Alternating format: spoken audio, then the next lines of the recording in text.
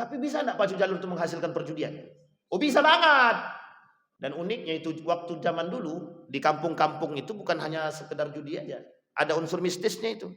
Dipasangnya Pak, dibawanya api itu, bukan api apa namanya itu, tempat yang ada isi barang-barang diginikannya ke apa tuh? Ke gawang-gawang tuh. Selamat, selamat, selamat gitu deh. Saya sebenarnya mau nyorotin itu tapi belum saatnya, tapi udahlah kita singgung sedikit karena ada terlewatkan dan tersebut sedikit. Ya kita khawatirnya pacu jalur kita nih itu dikotori dengan urusan-urusan mistis begitu. Ada unsur kesirikannya, itu yang kita khawatirkan.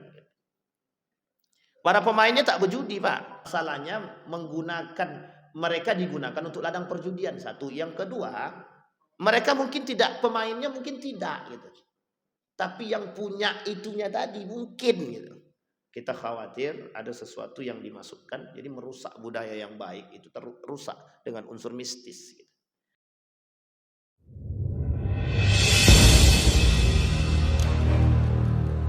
Alhamdulillahirabbil alamin. Alhamdulillahilladzi an'ama bi ni'matil iman wal islam bihima tatimmus salihat.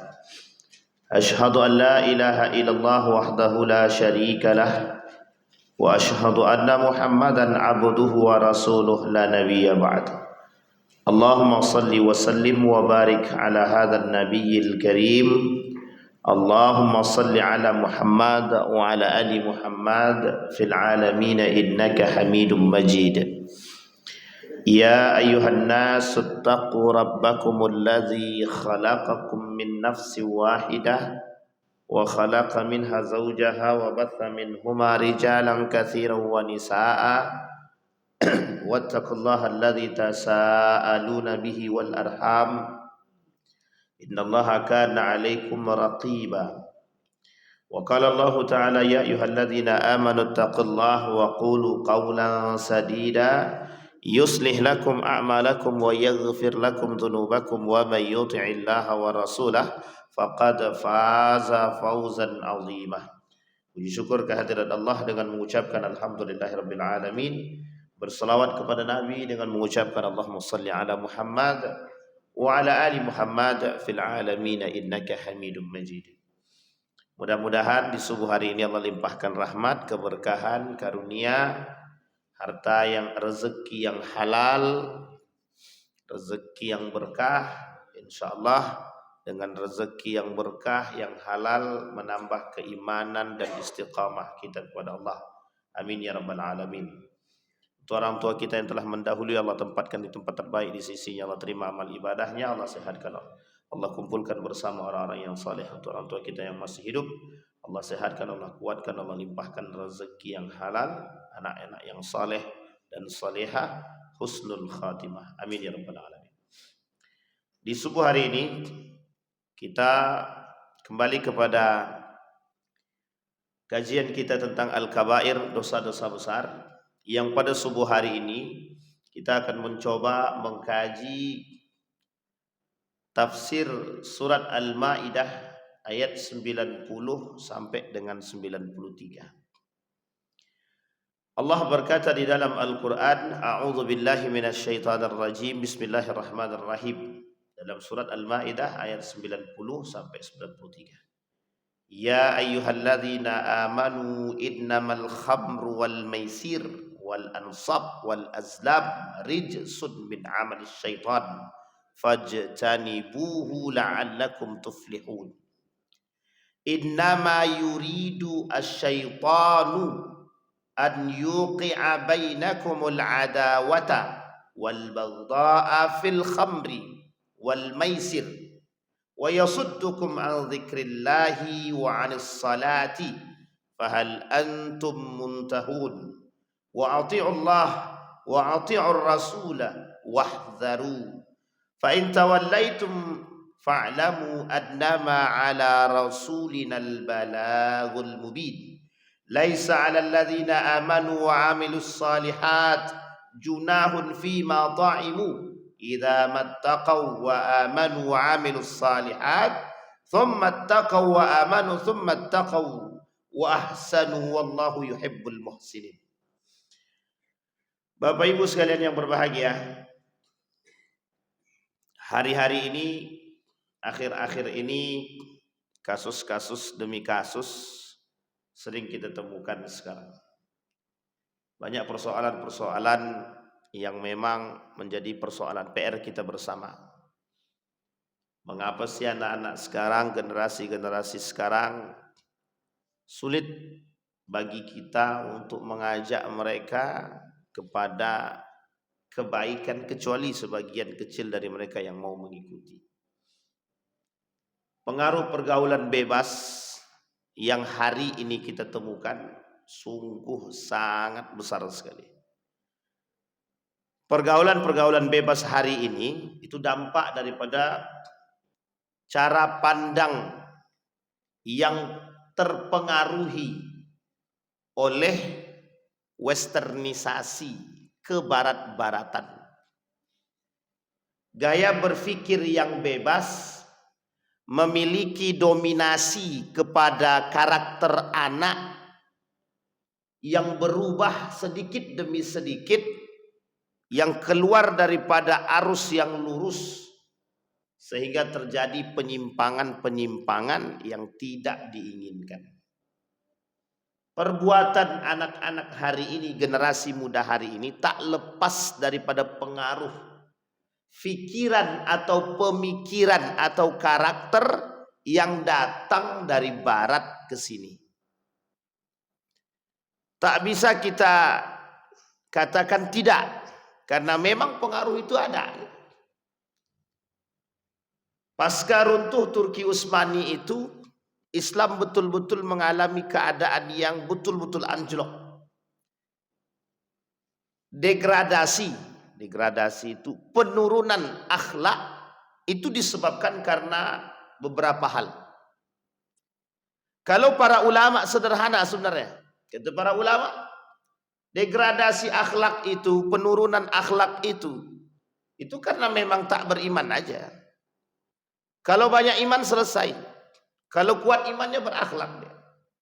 Tapi pertanyaannya, mengapa tidak beriman, itu yang menjadi masalah. Mengapa anak-anak sekarang itu kurang iman? Masalahnya apa? Itu tadi pengaruh pemikiran mereka tadi. Semisal persoalan pacaran. Kita bilang pacaran itu dalam agama hukumnya haram. Uang bapak aku pacaran dulu, Ustaz. Kita yang bilang, agama yang bilang bahwa pacaran itu haram. Berpegangan tangan itu haram. Tapi karena ada orang yang mengatakan pacaran itu boleh, asal tidak berhubungan badan, ini menjadi masalah tuh. Jadi pengaruh pikiran yang sebegitu ringan masuk ke dalam benak anak-anak tadi, yang dianggap pacaran yang dilarang itu yang berhubungan badan. Jadi kalau tak berhubungan badan, kata mereka tak masalah. Namanya aja normal, Pak Ustaz, suka sama suka. Jadi alasan dalil yang dipakai oleh anak-anak sekarang itu kenapa mereka banyak yang melakukan pergaulan bebas, itu karena faktor itu tadi. Jadi dalilnya itu normal, Pak Ustaz. Masa kami suka sama laki-laki? Kalau suka sama laki-laki kan lain arah itu. Itu masuk kaum Nabi Lut sudah gitu. Tenang, aman. Jadi Bapak Ibu sekalian yang berbagi, itu pengaruh pikiran itu.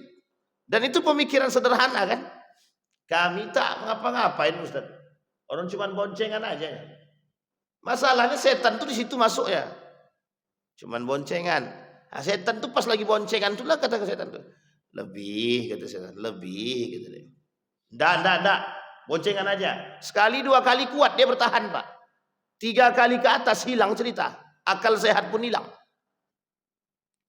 Jadi kalau sudah berkumpul laki-laki dan perempuan, dalam bahasa lain khulwat itu yang ketiga kata para ulama kan, yang tiganya setan. Nah setan ini kerjaannya cuma menghasut itu aja. Kalau cuma duduk berdua aja ngapain? Pegang tangan disikit gitu. Nggak, haram. Sudah tahu haram tapi berduduk berdua halal pula kan. Sampai sini paham Bapak Ibu. Ini pengaruh pikiran yang sederhana mempengaruhi pola pikir anak-anak kita yang sekarang. Sehingga mohon maaf Bapak Ibu, cara pandang kita itu bukan cara pandang agama, Tapi cara pandang kita lebih kepada nalar logika gitu. Allah cuman begitu aja pun gitu. Sehingga Bapak Ibu boleh lihat sekarang betapa mudahnya laki-laki dan perempuan berpegangan sekarang, sentuh menyentuh itu. Padahal hukum laki-laki menyentuh perempuan itu haram. Lah perempuan menyentuh laki-laki juga haram. Kecuali dalam posisi yang betul, satu tidak disengaja, yang kedua terpaksa. Coba bayangkan. Kalau tidak haram hukumnya. Pertanyaannya, kita kan terbiasa dengan begitu dianggap biasa. Pertanyaannya mengapa kita terbiasa dan menganggap itu biasa? Karena kita tak paham akan ilmunya. Setelah kita paham ilmunya, sesuatu yang terbiasa yang begitu mendalam menjadi sebuah kebiasaan, sulit untuk kita rubah. Nah, begitulah keadaan kita sekarang. Jadi anak-anak sekarang itu mengikuti apa yang dibuat oleh pendahulunya. Nah, yang menjadi masalah itu pendahulunya ini yang menjadi masalah. Jadi memberikan dampak negatif yang besar. Sampai di sini paham ya Bapak Ibu. Itu pengaruh pergaulan. Sama halnya perbuatan yang sederhana itu terjadi kepada orang-orang yang melakukan perbuatan-perbuatan minuman-minuman miras, minuman keras. Sekarang ini selain daripada pergaulan bebas, di setiap pergaulan bebas mesti ada sampingannya. Sampingannya apa? Miras, minuman keras. Yang kedua, narkoba, narkotika. Yang ketiga, apa lagi yang ketiga itu? Judi. Nah, ini tiga ini itu biasanya selalu bersamaan. Pengaruh daripada pergaulan bebas tadi menjerumuskan generasi kepada perbuatan-perbuatan seperti itu. Nah, sekarang kita coba lihat di dalam Al-Quran. Yang Allah sebutkan dalam Al-Quran. Kata Allah, Ya ayyuhalladzina amanu innamal khamru wal maisir wal ansab wal azlam rijsun min amalis syaitan. Fajtanibuhu. Kita lihatin enggak kalimatnya di dalam Al-Quran. Yang pertama, wahai orang-orang yang beriman, sesungguhnya khamar, judi, panahan yang berjudi, panahan-panahan itu yang mengandung unsur perjudian dan perbuatan-perbuatan yang lain, rijsun min amalis syaitan, bagian daripada perbuatan syaitan. Bagian daripada perbuatan syaitan. Allah sebut fajtanibuhu, jauhi oleh kalian, la'allakum tuflihun, agar kalian menjadi orang yang berbahagia atau beruntung. Kalimat selanjutnya, innama yuridu asyaiton, sebenarnya setan pengennya kalian terjerumus an yuqi'a bainakumul ada wal baghdha. Jadi karena kalian minum khamar, karena kalian main judi, nanti kalian tuh pasti berkelahi. Nah, setan buat tuh permusuhan. Pengennya kalian tuh terjebak dalam permusuhan. Berkelahilah kalian. Entah berkelahi suami istri gara-gara main judi. Abangnya asik main judi, ya sudah main judi kalah lagi. Mending kalau menang, kata bininya. Masa ada mendingnya kalau menang? Jadi kalau menang, dek abang main judi, dek menang, dek alhamdulillah dek. Alhamdulillah. Berapa menang emang 1000 aja. Kalahnya banyak lagi gitu deh. Menang 1000 kalah 200.000 KO deh. Jadi kalau menang istrinya senang, kalau kalah istrinya ngumpat. Itu dua-duanya salah itu, dua-duanya salah itu. Tidak ada betul-betulnya dua-dua itu. Paling nampak tuh perkelahian suami istri dulu. Karena minyak dengan air itu tak pernah bersatu. Tak pernah bisa bersatu. Yang baik dan buruk itu tak bisa bercampur. Bini dia rajin sholat, laki dia rajin judi. Mesti berkelahi itu. Mesti berkelahi dalam rumah tangga. Entah piring yang melayang, entah meja yang bocor. Berkelahi aja terus. Anak dengan bapak, bapak dengan ibu. Ini sering terjadi, Pak. Kata setan, pokoknya kalian tuh, setan tuh pengennya kalian berkelahi. Gara-gara khamar dan maisir. Wa yasuddukum an dzikrillah. Jelas, dia pengen kalian berpaling daripada zikir kepada Allah. Begitu juga wa anis salati, dari salat. Fahal antum muntahun, kata Allah dalam Al-Quran. Ini kalimatnya Pak. Apakah kalian nanti akan sampai pada akhirnya? Fahal antum muntahun. Ini kata para ulama. Kita baca kitabnya Bapak Ibu. Di dalam kitab tafsir Wahbah Zuhaili, tafsir Al-Munir.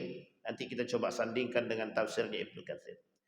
Kata Wahbah Zuhaili, ada balaghatul kalimat. Ada kalimat indah dalam Al-Quran itu yang mengandung makna yang luas. Apa kata Allah? Fahal antum muntahun. Kata para ulama, uridu bil istifhamul amri. Ay intahu. Wahuwa min ablaghi ma yanha bihi. Lima fihi minal haddi alal intiha. Qala Abu Sa'id fi tafsirihi. Walaqad akkada tahrimal khamar wal maisir. Fi hadhil ayah al-karimah yafnun at-ta'kid. Haitsu suddirat al-jumlah bi innama wa qurnan bil asnami wal azlam. Apa kata Wahbah Zuhaili? Kalimat innama dalam ayat Al-Quran tersebut yang pada akhirnya diakhiri dengan fahal muntahun, itu sebenarnya menunjukkan kepada kalian, hei, selesailah secepat mungkin. Apa kalian tak sadar juga perbuatan itu mengajak kepada kehancuran? Gitu bahasanya. Hei manusia, orang beriman, tidak kalian sadar kapan selesainya? Ini balaghahnya begitu dalam Al-Quran. Ditaruh paling akhir kalimat tersebut untuk mempercantik. Ini kalau kita tak belajar bahasa Arab memang agak susah. Tapi kalau kita mengerti, begitu indah. Fahal antum muntahun. Tidakkah kalian mau berhenti daripada perbuatan tersebut, kata Allah. Ditekankan sama Allah kalimatnya innama. Orang beriman, tidakkah kalian mau selesai daripada perbuatan tersebut? Innama, sesungguhnya. Ditekankan betul sama Allah. Perbuatan-perbuatan itu setan, merusak, membuat kalian jauh dari segala macam. Itu yang Allah sebutkan. Nah kemudian wa ta'bir biqaulihi ta'ala fajtanibuhu. Ada kalimat selanjutnya. Ada kalimat namanya fajtanibuhu dalam ayat tersebut. Kata Allah jauhi, tinggalkan. Ablagh min at-ta'bir bil lafzi hurrima. Lebih mudah dipahami oleh kaum waktu itu dengan menggunakan kalimat fajtanibuhu. Kenapa Allah tak katakan hurrima langsung? Hurrima alaikumul khamr wal maisir. Kenapa Allah tidak katakan, hei orang beriman, haram bagi kalian khamar dan mesir. Khamar dan judi. Dalam Al-Quran tidak Allah sebut begitu. Tapi Allah sebut fajtanibuhu. Jauhi oleh kalian. Karena waktu itu khamar itu tak bisa langsung diharamkan. Khamar itu tak bisa langsung diharamkan. Perbuatan khamar itu pada masa itu banyak dilakukan oleh orang kafir Quraisy. Jadi Islam itu kalau langsung mengatakan haram khamar itu, semua orang akan meninggalkan Islam. Maka pelan-pelan ada namanya tahapan dalam pengharaman khamar. Ada 3 tahapan. Ada 3 tahapan dalam pengharaman khamar. Tahapan pertama, dalam pengharaman khamar tersebut itu sesuai dengan yang kita lihat. Misal di dalam Al-Quran, wa minas samaratil bakhilil aghnab tattakhiduna minhu sakara wa rizqan hasana. Inna fi dzalika laayatin liqaumi yaqilun. Dari buah kurma dan anggur kalian buat minuman yang memabukkan dan rezeki yang baik. Sesungguhnya benar-benar terdapat tanda kekuasaan Allah bagi orang yang berfikir. Disebutin dulu tuh, dari mana bisa datangnya sesuatu yang memabukkan. Bisa dari kurma, bisa juga dari anggur. Tapi kan yang familiar kita dengar adalah anggur. Kalau dulu ada namanya tua, ada namanya lagi nira. Itu kalau difermentasikan lebih lama, itu bisa memabukkan. Minum tua itu juga begitu. Coba aja lah kalau mau coba gitu. Tapi kalau bisa janganlah. Yang pernah minum ya bagi-bagi tahulah kami gimana rasanya kan begitu. Tapi itu masalah. Baik. Itu tahapan pertama. Sehingga kata Allah di awal Islam itu datang, ketika Nabi itu masih di Mekah, itu cuma berbicara tentang persoalan miras tadi pada aspek tersebut. Yang bisa dihasilkan dari yang bisa menghasilkan miras itu anggur. Kelapa bisa kelapa bisa sekarang. Nira-nira begitu. Yang kedua, tahapan kedua, yas'alunaka 'anil khamri wal maisir. Qul fihima itsmun kabir wa manafi'u lin-nasi wa itsmuhuma akbaru min naf'ihima. Ini tahapan kedua. Disampaikan sama Allah, wahai orang beriman, ketika mereka bertanya kepadamu tentang khamar dan judi, apa kata Allah? Katakan pada keduanya, terdapat dosa yang besar dan beberapa manfaat bagi manusia, tapi dosanya lebih banyak daripada manfaatnya. Kita ambil contoh alkohol. Alkohol itu ada manfaatnya. Apa manfaatnya? Untuk apa, Bu? Untuk cuci, untuk bius dan lain sebagainya. Ada manfaatnya. Pertanyaannya itu disuntik apa diminum? Makanya ada namanya campuran minyak wangi kan pakai alkohol. Sekian persen, 0,5% tertinggi. Ada yang 1%, ada yang 2%. Dan ini kemudian menjadi persoalan. Nah, pertanyaannya adalah, itu kan tak memabukkan, ya tak diminum. Sampai sini paham ya Bapak Ibu? Maka para ulama mengatakan alkohol itu boleh dipakai cuma untuk sesuatu yang memang darurat. Kesehatan contohnya. Ada lagi digunakan untuk membersihkan luka. Bisa. Kan tak diminum juga. Disiram ke kaki yang mabuk kan tak mungkin. Nah, itu dia. Tapi kan tidak kita minum. Tapi itu untuk sesuatu yang darurat. Kata para ulama itu tak ada masalah. Nah, di sini kita penting mempelajari usul fikih. Usul fikih itu salah satu metode yang digunakan oleh para ulama untuk mengambil satu hukum. Tidak bisa langsung haram. Misal kita contoh ya son horek. Tahu Bapak Ibu son horek ya? Son horek itu. Nah, lagi rame-ramenya tuh. Son horek yang besar itu. Itu tidak bisa tiba-tiba mengharamkan, itu tak bisa. Perlu ditengok kenapa harus haram dulu. Setelah ditengok, pengharaman sesuatu itu pasti pada dampak besar daripada perbuatan tersebut, mudarat, atau lebih tepatnya illah, kekurangannya di mana? Nah, kekurangannya ada pada izzah itu menyakiti. Syiar fasik, ada syiar kefasikan di situ. Son horeknya besar, mesti ada biduannya, joget-jogetannya, mesti ada sandingannya, Pak. Kalau sudah besar-besar begitu mesti ada sandingannya. Apa sandingannya yang paling sering kita temukan? 2. 1 minuman keras, yang kedua narkoba. Mesti begitu. Jadi kalau tak begitu kami tak geleng-geleng dengar musik tuh, Pak Ustaz. Kita ambil contoh lagi, DJ.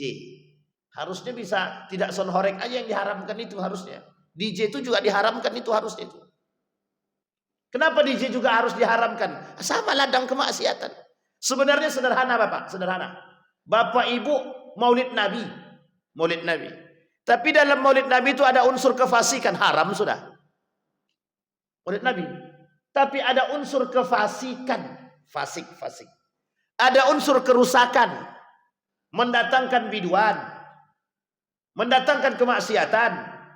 Di belakang ada yang main minum khamar. Ini lucu betul nih Pak. Beberapa waktu yang lalu itu terekam video seorang pemuda berangkat umroh. Jadi hotelnya kebetulan tak jauh dari Masjid Nabawi itu.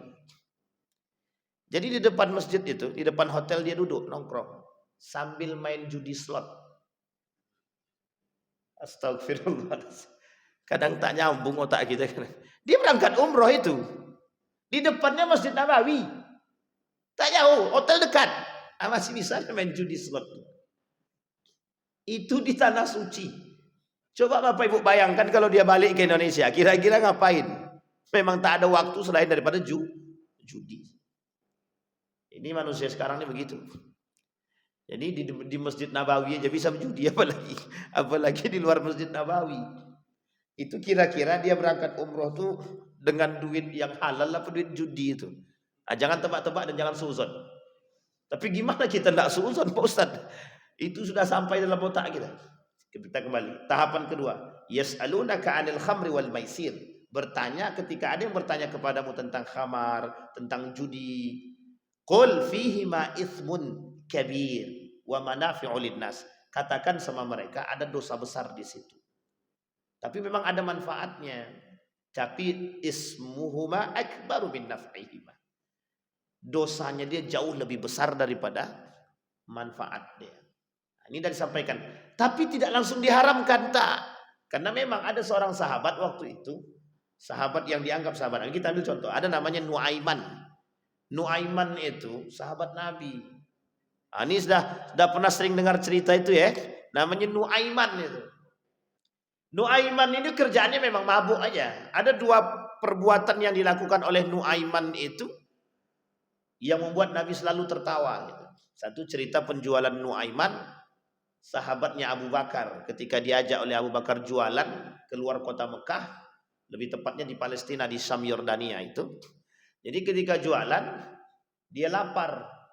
Nah, Abu Bakar sedang pergi keluar, yang jaga ini kawannya Abu Bakar. Dia minta duit sama kawannya mau beli makan. Karena tak dapat makan dijualnya kawan Abu Bakar tadi.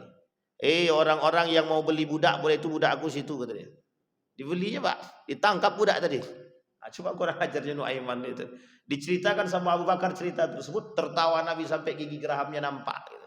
Itu yang pertama. Yang kedua, sama Pak, kelakuannya sama. Ada tamu datang bertemu dengan baginda Nabi, masuk ke Masjid Nabawi, ditambatkanlah ontak yang seger banget Pak. Dikerjain sama kawannya Nuaiman. Banyak kawan kita nih, orang-orang tak mampu nih belum pernah makan daging onta yang segar begitu. Diambilnya onta yang diikat tadi Pak, dipotongnya langsung, dibagi-baginya kepada fakir miskin Pak. Setelah selesai orang tadi keluar, loh mana ontaku kata dia. Disuruhnya Nabi bayar. Nah, coba kelakuannya Nuaiman. Tapi Nabi tak marah tak. Nabi selalu tersenyum. Orang udah geram betul dengan Nuaiman karena memang karakter Pak. Tapi Nuaiman itu selesai ibadah dia minum khamar Pak. Selesai sholat itu dia pergi menyendiri, dia minum khamar. Satu ketika nampak sama sahabat Nabi yang lain, dicaci maki nih Nuaiman nih. Nabi datang, kata Nabi, yang mencaci maki Nuaiman dia adalah sahabatku, yang dia mencaci maki di Nuaiman dia mencaci maki diriku kata dia. Kata Nabi itu. Waktu itu belum turun tuh pengharaman khamar itu Pak. Dan ini bukan pengecualian bagi Nuaiman, bukan. Karena kata Nabi satu-satunya orang yang bisa membuat aku tertawa lebih itu dia. Dan bahkan dalam hadis yang lain Nuaiman itu mendapat tempat istimewa di surga. Karena selalu membuat Nabi bisa tertawa gitu. Nah, ini kelebihan. Tapi bukan berarti boleh minum khamar, bukan. Jadi ini sahabat Nabi datang nih. Kata ayat ini kan sama sebenarnya karena ada sebab turunnya. Sebab turunnya begini. Ada orang minum khamar, kata Nabi, kalian jangan sholat kalau sedang mabuk. Setelah sholat, berarti kami boleh mabuk setelah sholat, kata dia. Nabi tak bisa jawab Pak. Gimana kita mau jawab? Kalau ada yang datang, jangan kalian mabuk ketika sholat. Atau jangan kalian dekati sholat kalau lagi mabuk. Kemudian dia nanya, berarti kalau setelah sholat boleh mabuk, kata dia. Karena waktu itu belum ada pengharaman. Belum ada pengharaman itu di situ. Wala taqrabus shalah wa antum sukara, kata Allah. Ini turunnya ayat ini tadi. Jangan kalian dekati sholat kalau sedang mabuk. Akhirnya tahapan ketiga Pak. Tahapan ketiga itu tadi yang tadi. Tidak jadi Pak. Sehingga keempat langsung disebut sama Allah yang terakhir.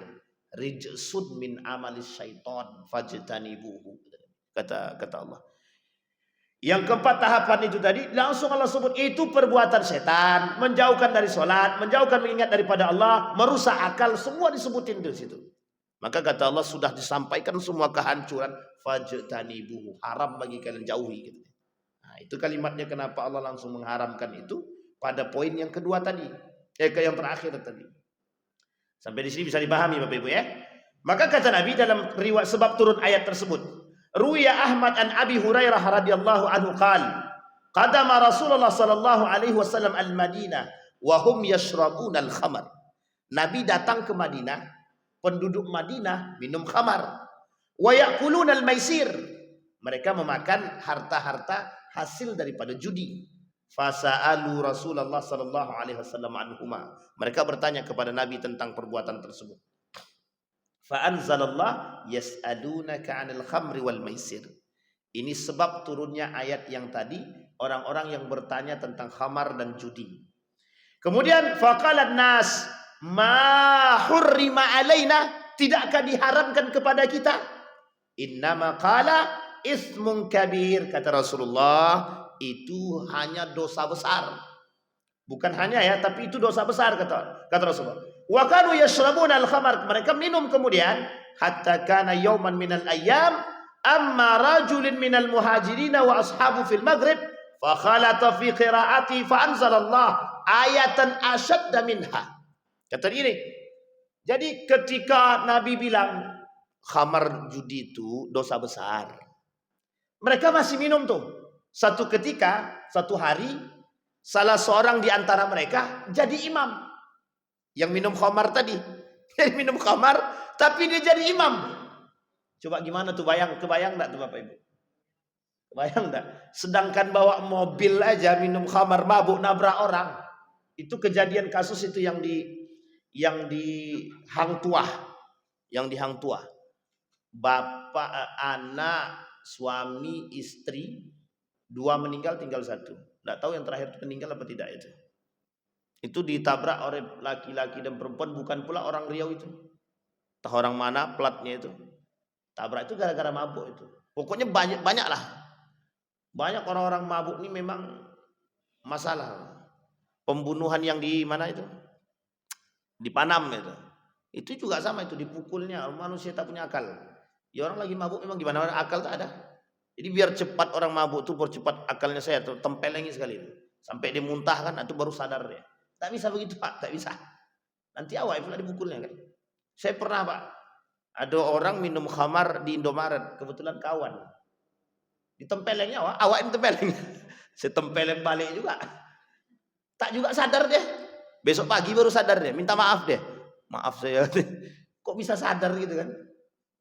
Hilang akal kita Bapak Ibu, hilang akal itu ributnya. Coba bayangkan. Nah, kata Nabi, zatul ayyam, ketika satu hari, ini yang mabuk nih jadi imam. Ketika jadi imam dalam sholat maghrib, fa khalata fi qiraatihi. Tahu-taunya salah dia baca tadi. Ngelantur ya, gimana mau nggak ngelantur orang sedang jelas sesat itu Pak. Jelas susah dia menjawab. Akhirnya kata Allah, fa anzalallahu ayatan asyadda min. Allah turunkan ayat yang lebih berbahaya, lebih ditekankan daripada tersebut. Ya ayyuhalladzina amanu la taqrabus shalah wa antum sukara hatta ta'lamu ma taqulun, kata Allah. Belum sampai pengharaman yang sadis ini. Baru Allah kata, kalau kalian mau sholat, selesaikan dulu mabuk kalian. Sadarkan dulu. Biar apa yang kalian ucapkan itu jelas. Mengerti sampai mengerti apa yang kita ucapkan.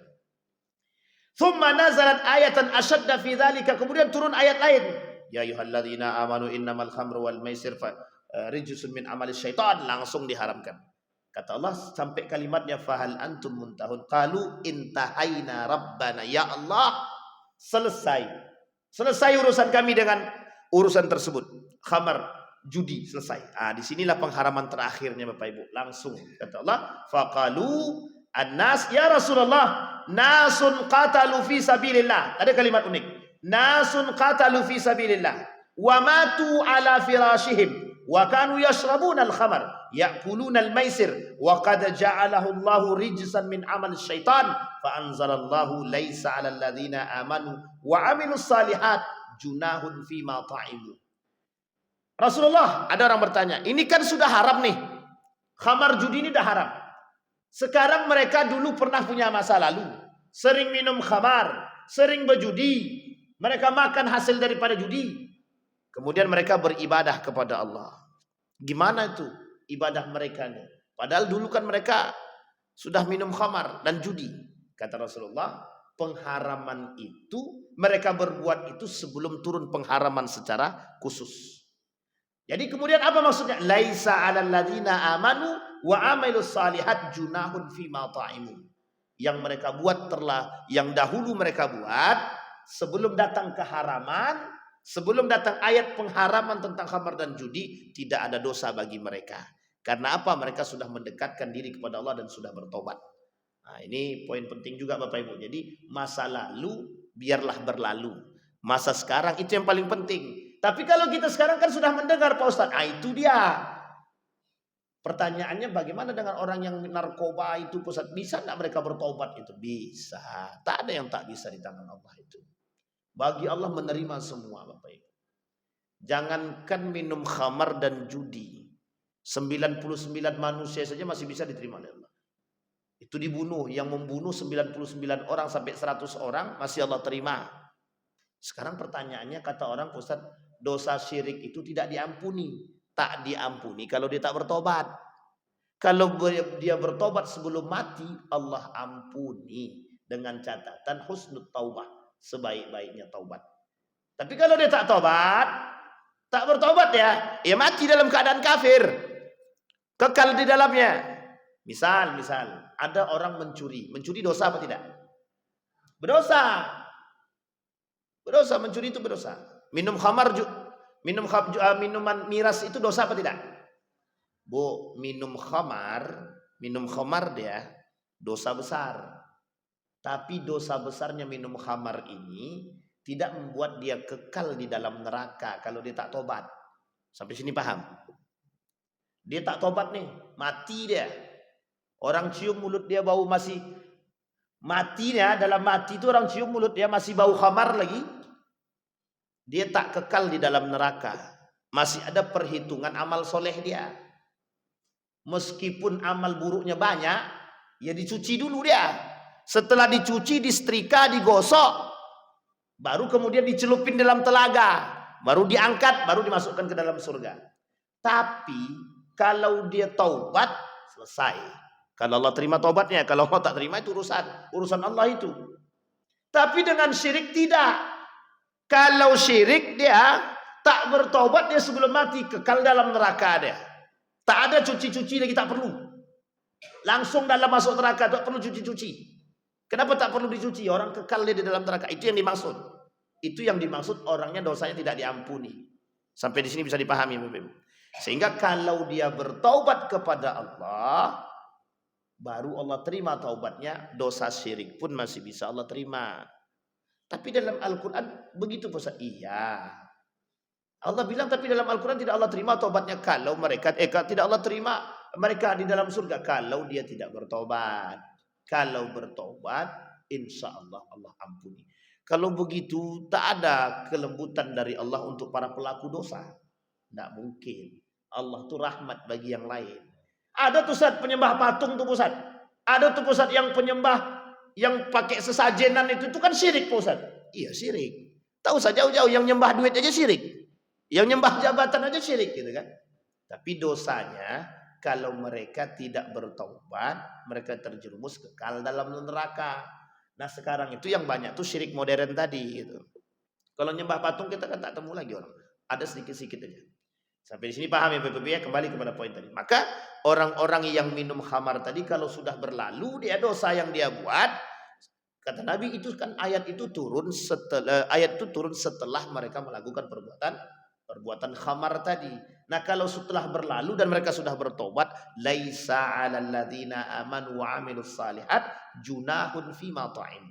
Apa yang mereka makan tidak ada dosa bagi mereka. Karena waktu itu khamar itu belum diharamkan secara mutlak. Nah, setelah pengharaman setelah mutlak barulah kemudian haram bagi mereka yang meminum setelahnya. Tapi pengecualian bagi sahabat Nabi tak ada pengecualian, hanya saja Nabi berdoa kepada Allah untuk Nuaiman tadi. Nah, Rasulullah berdoa. Doanya salah satunya itu menjadi nanti yang akan membersamai Nabi di surga, yang selalu membuat Nabi tersenyum. Dalam hadisnya begitu. Baik, waruya an-Nasa'i wal Baihaqi wa Abdun min Hamid wa Ibnu Jarir wa Ibnu Al-Munzir wa Ibnu Mardawiyah an Ibnu Abbas qala innama nazala tahrim al-khamar fi qabilataini min qabail al-Ansar wal Muhajirin. Jadi pengharaman khamar itu untuk dua kabilah sekaligus. Satu dari kaum Ansar, yang kedua dari kaum Muhajirin. Min qabail al-Ansar syaribu falamma ansumila al-qaum abasa ba'duhum bi ba'd falamma sahhu ja'ala ar-rajul yara al-athar fi wajhihi wa ra'si al-hayya wa lihyatihi fayaqul sana'a bi hadha akhi fulan wa kanu ikhwatun laysa fi qulubihim saghain fayaqul wallah law kana akhi bi ru'ufan rahiman ma sana'a bi hatta waqa'at ad-daghain fi qulubihim fa anzalallahu hadzal ayat ayyuhalladzina amanu innamal khamru wal maisir. Jadi kata Allah, kata Imam Wahb Az-Zuhaili, ketika manusia-manusia itu melakukan perbuatan-perbuatan minum khamar itu dan judi tersebut, seolah-olah mereka ini bermusuhan, tidak bersahabat. Timbul banyak dampak negatif sesama mereka, saling berkelahi, saling bertikai. Nah, maka ketika ditekankan sama Allah, itu sesungguhnya khamar itu, judi itu tidak akan mendatangkan kebaikan bagi kalian. Karena setan pengennya kalian itu berkelahi, itu aja. Sekarang masalahnya, apakah setiap orang yang minum khamar itu berkelahi? Hampir sering berkelahi. Apalagi main judi dia, minum khamar dia, kalah dia mengamuk dia. Dia tak ngamuk di tempat judi, dia ngamuk di rumah itu. Sama orang tuanya dipukulnya, anaknya dimarahinya, istrinya dia dipukulnya juga gitu. Nah, ini kalau orang-orang yang suka main judi. Tapi Ustaz kami main cuma 5.000. Mau 5.000 kek. Kami tidak main Pak Ustaz, kami cuma 1.000 aja. Ya 1.000 tetap sama. Ada namanya ranjalin, catur juga itu, warung kopi. Ustaz kami main batu domino, tapi kami tidak pakai duit Ustaz. Terus apa taruhannya? Taruhannya yang kalah bayar kopi aja. Sama judi. Bapak Ibu jangan tersinggung ya, itu memang lagi. Kita kalau masa kita halalkan yang haram kan tak mungkin. Apa kata Gus Kausar itu merujuk kepada perkataan para ulama salaf itu. Kalau ada ulama yang membenarkan permainan-permainan yang ada unsur perjudian di dalamnya, itu ulamanya perlu dicari tahu itu kesehatan akalnya kata dia. Dipertanyakan. Sepak bola, jadi Bapak Ibu, ada 2 game terbesar di dunia ini yang menghasilkan banyak duit, yang bisa menghasilkan banyak duit dari hasil perjudian. Satu tinju, yang kedua bola. Jadi bola. Kalau pacu jalur belum lagi. Tapi bisa enggak pacu jalur itu menghasilkan perjudian? Oh bisa banget. Bisa banget. Ngapain jauh-jauh Pak Ustaz? Jangankan pacu jalur. Pacu jalur itu 17 Agustus ya. Dekat Agustus juga kan? Sama lah tuh. Bapak Ibu main poli 17 Agustusan. Diambil duitnya itu diambil daripada setiap peserta tadi. Satu peserta itu, satu kelompok itu bayar 500.000. Ada 10, 500 kali 10 berapa? 5 juta. Itu duit itu digunakan untuk beli hadiah, judi semua tuh. Sampai sini paham Ibu ya? Tapi cuman ini pusat peta umpat, mau peta umpat sekalian, mau apapun lah gitu, tetap aja haram. Kalau dia ada unsur perjudian dan merebut duit yang dikumpulkan. Jadi Ibu, Bapak Ibu semua, apapun permainan yang kita buat, kalau permainan itu kita ambil duit pendaftarannya dari mereka dan kita gunakan duit pendaftaran itu untuk membeli hadiah, maka itu yang disebut dengan judi. Tapi kalau duitnya dari sponsor ya silahkan boleh, tak masalah. Kalau duit dari sponsor, kalau duit dari donatur silahkan. Bapak Ibu silahkan buat lomba. Duitnya datang dari anggota dewan bernama Muhammad Ridwan. Amin. Amin kan loh. Paham sampai sini? Pokoknya duit dari Muhammad Ridwan. Gitu. Anggota dewan dari partai A. Misal. Partai pencerahan. Misal. Saya kasih duit untuk hadiah. Itu boleh. Duit yang kita dapat daripada peserta kita gunakan untuk operasional boleh. Misal beli makan, beli minum, beli kartu nemtek itu segala macam boleh. Itu tidak judi. Nah sekarang ini Bapak Ibu, judi itu di tangan kita sekarang. Judi itu di tangan kita. Kayak yang tadi kita katakan, di Masjidil Nabawi, di pelataran masjid masih banyak yang main masih ada yang main judi. Itu di Masjid Nabawi. Pertanyaannya kalau di luar Masjid Nabawi ngapain? Paham ya? Karena ini di Masjid Nabawi, mainnya cuma judi. Judinya cuma kecil-kecilan. Tetap aja judi, mau kecil mau besar silakan. Nah sekarang penyakit kita di sini Pak. Dulu kan judinya offline. Sekarang judinya online. Nah, Bapak Ibu kalau mau tahu judi terbesar itu di dunia ini ada beberapa tempat. Satu Singapura kan. Di Batam mulai ada. Nah, Bapak Ibu mau datang besok ke Riyadh juga bisa. Ke Dubai juga bisa. Di Burj Khalifa atas tuh tinggi naiklah situ. Bayar sekali masuk itu 200 juta lebih. Cuman pintu masuknya aja. Jadi untuk masuknya aja sampai 200-an itu. Kalau enggak punya duit enggak usah lah. Kita batu ini aja lah, main batu domino aja lah. Atau apa namanya itu? Togel aja lah. Sama Bapak Ibu. Apapun itu judi.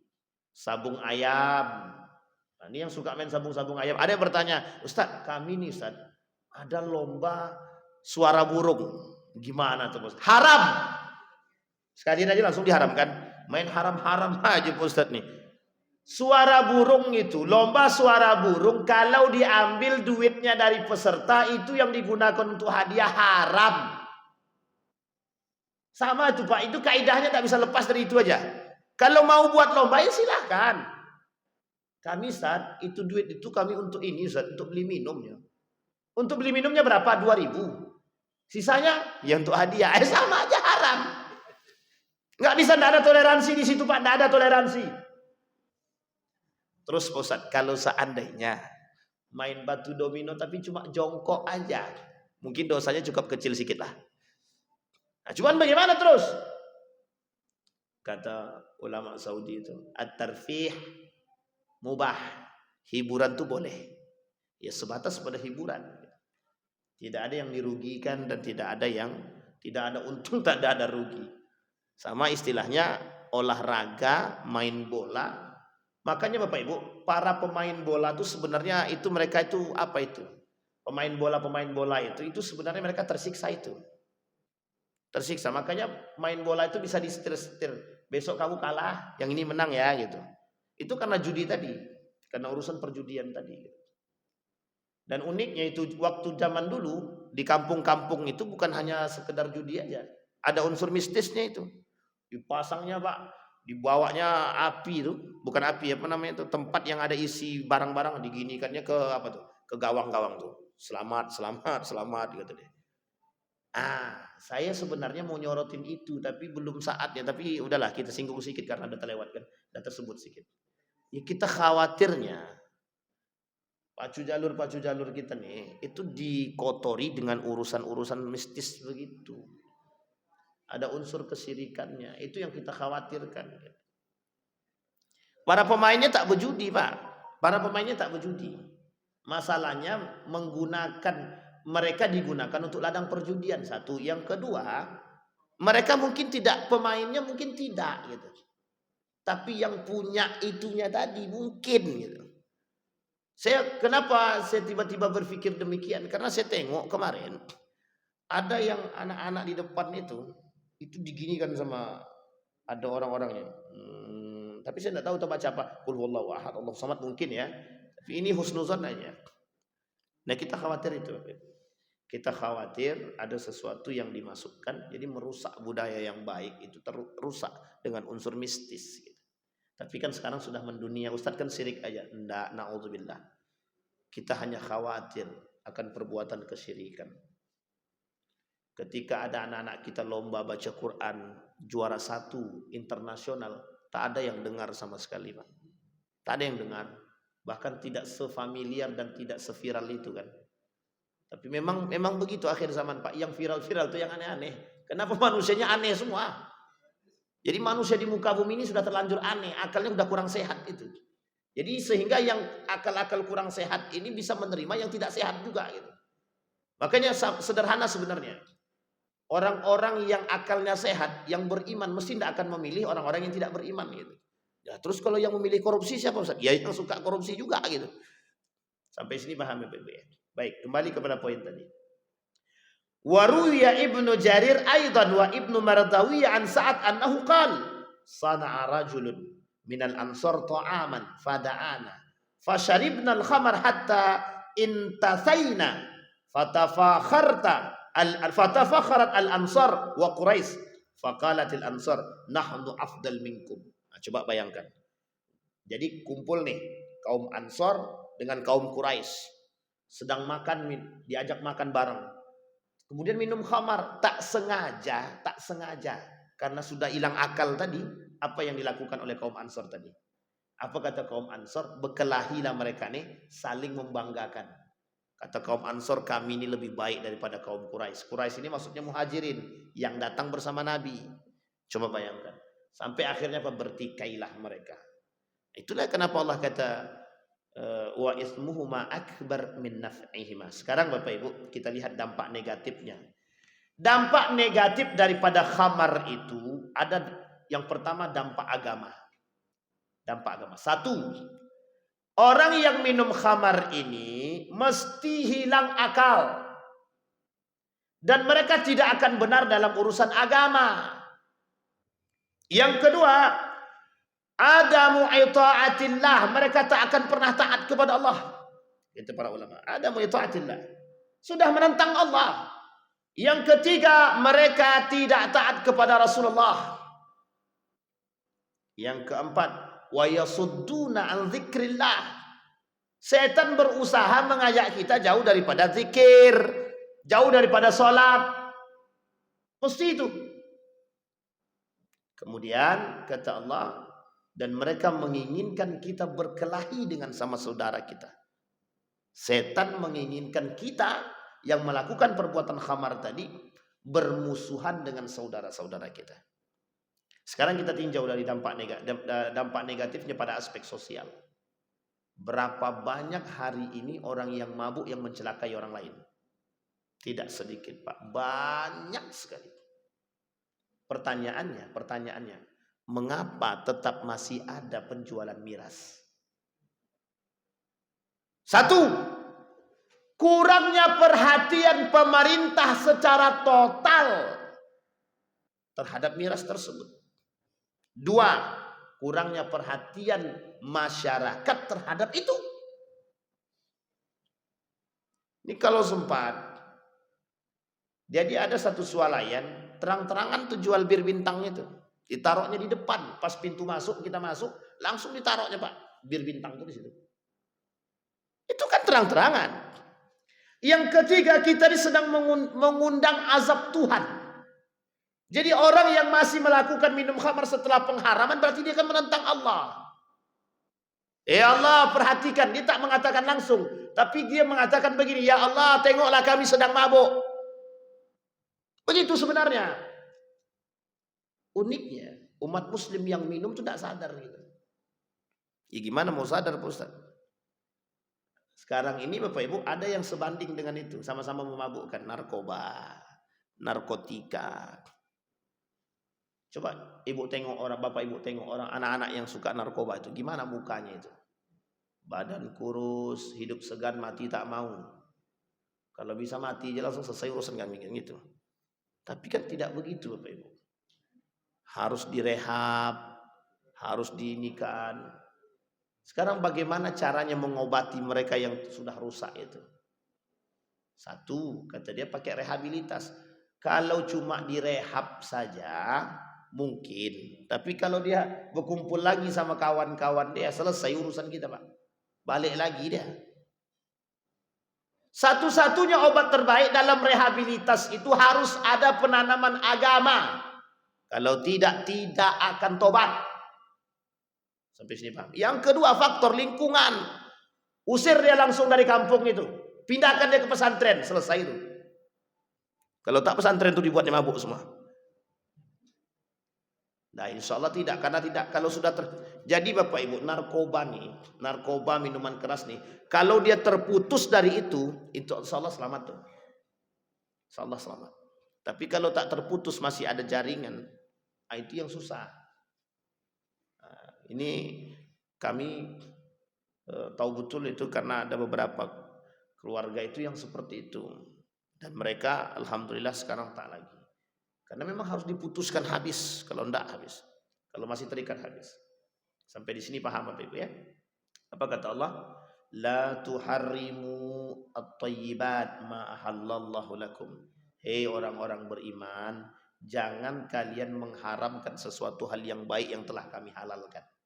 Dan sebaliknya, jangan menghalalkan sesuatu yang kami haramkan. Ahalla harama wa harrama halala. Nah, Bapak Ibu sekalian yang berbahagia, judi dosa besar. Tadi kita sudah sampaikan persoalan miras, insya Allah ke depan kita akan sampaikan dosa dan bahaya besar terhadap permainan judi itu. Termasuk lagi hasil bukan renovasi, perkembangan judi di masa sekarang. Itu lebih besar dan lebih berbahaya dari apa yang kita lihat sekarang. Kalau zaman dulu judinya offline, itu di warung kopi hasilnya kecil. Paling berapalah gitu kan. Tapi kalau togel lumayan Ustaz, ya tergantung pasangnya kan gitu. Nah, nanti kita tengok di pertemuan selanjutnya. Mudah-mudahan ada manfaat bagi kita semua. Kita berdoa kepada Allah semoga apa yang kita sampaikan ada manfaatnya dan berkah dan menambah keilmuan kita dan rasa takut kita dan khawatir kita kepada Allah terhadap generasi-generasi kita akan tersebarnya minuman-minuman keras ini. Semoga pemerintah kita mendengarkan apa yang kita sampaikan pagi hari ini, mereka berani mengambil kebijakan untuk menumpas miras-miras tersebut sehingga agar tidak merusak generasi-generasi kita. A'udzubillahi minasyaitonirrajim. Bismillahirrahmanirrahim. Alhamdulillahirabbil alamin. Hamdas syakirin, hamdan naimin. Hamda yuwafi ni'amahu wa yukafi'u mazidah. Ya Rabbana lakal hamdu kama yanbaghi li jalali wajhikal karim wa azim sultanik. Allahumma faqihna fid din wa alimna ta'wil. Allahumma salli ala Muhammad wa ala ali Muhammad. Allahumma ighfir lana dhunubana wa dhunuba walidina warhamhuma kama rabbayana shighara. Allahumma ighfir lahum warhamhum wa'afihim wa'fu anhum wa akrim nuzulahum wa wasi' madkhalahum waj'al al-jannata mathwahum. Allahumma ansur man nasara ad-din wa khudhul man khazal muslimin. Allahumma ansur ikhwanana al-mujahidin. Allahumma ansur ikhwanana al-mujahidin fi Palestin wa fi Gaza wa fi kulli makan. Allahumma akhtimna bis salihin. Allahumma inna nas'aluka imanan kamila wa yaqinan sadiqa wa amalan salihan maqbula wa tijaratan lan tabur. Allahumma tsabbit qulubana bil iman wa tahhir qulubana bih. Allahumma ansur man nasara ad-din. Allahumma tsabbit qulubana bih. Allahumma ij'alna minas su'ada'il maqbulin wa la taj'alna minal ashqiya'il mardudin. Allahumma jannibna min munkaratil akhlaq wa sayyi'atil khuluq. Allahumma jannibna min munkaratil akhlaq wa sayyi'atil khuluq. Allahumma akhtimna bis salihin. Rabbana atina fid dunya hasanah wa fil akhirati hasanah wa qina azabannar. Rabbana hab lana minas salihin. Rabbana hab lana min azwajina wa dhurriyyatina qurrata a'yun waj'alna lil muttaqina imama. Da'wahum fiha subhanakallah humma wa tahiyyatun fiha salam wa akhiru da'wana alhamdulillahi rabbil alamin. Assalamualaikum warahmatullahi wabarakatuh.